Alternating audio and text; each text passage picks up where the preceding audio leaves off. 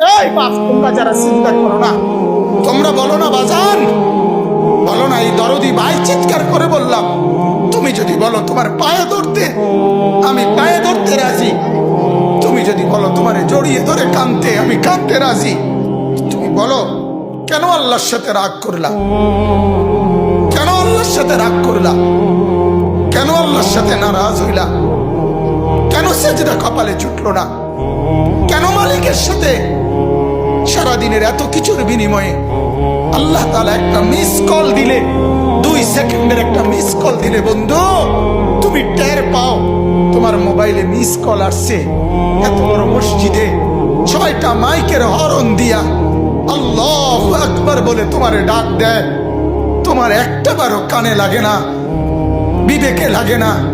তোর মতো সত্য ডাকাত, তোর মতো পাষাণ বেটা আর কে হইতে পারে? বেটা কথা বলেন না কেন? তুই ডাকাত, কত বড় ডাকাত!